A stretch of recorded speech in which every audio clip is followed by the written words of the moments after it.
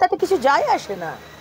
তৃণমূল বলবে আমি বিএনএস মানবো না, ভারতীয় ন্যায় সংহিতা, আমি অপরাজিতা বিল আনবো, তাতে কিছু যায় আসে না। মমতা ব্যানার্জি, আমরা জানি আপনার প্রধানমন্ত্রী হবার শখ।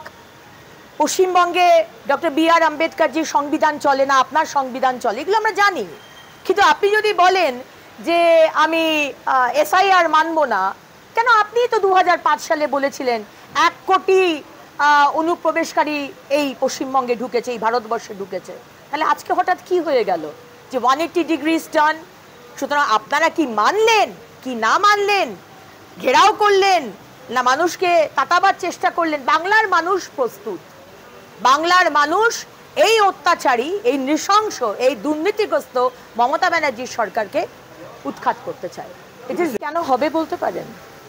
ভারতীয় ন্যায় সংহিতা, যেটা কেন্দ্রের বিল এবং সমস্ত ভারতবর্ষের মানুষ যেটা ফলো করছেন, আলাদা করে পশ্চিমবঙ্গের জন্য আলাদা বিল হবে কেন? কোথায় আটকাচ্ছে?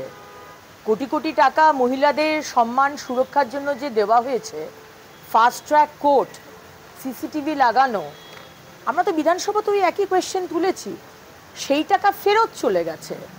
মহিলাদের সশক্তিকরণের জন্য তাতে কোনো ব্যবহার করা হয়নি। আজকে মহিলা পাচার, নাবালিকার শিশু হচ্ছে, প্রেগনেন্ট হয়ে যাচ্ছে, এটা অন্য কোনো রাজ্যে দেখতে পাওয়া যাচ্ছে না। পশ্চিমবঙ্গ নাম্বার 1। তাহলে এখানে এই অপরাজিতা বিল আজকে প্রতিদিন মহিলাদের উপর ধর্ষণ, অত্যাচার এবং তার কোনো বিচার নেই, প্রতিদিন আমরা দেখতে পাচ্ছি। সুতরাং মমতা ব্যানার্জি, আপনি যদি মনে করে থাকেন যে অপরাজিতা বিল হচ্ছে না বলে আপনি বিচার দিতে পাচ্ছেন না, এটা যদি বাংলার মানুষকে বিশ্বাস করতে বলেন, বাংলার মানুষ সেটা মানবে না।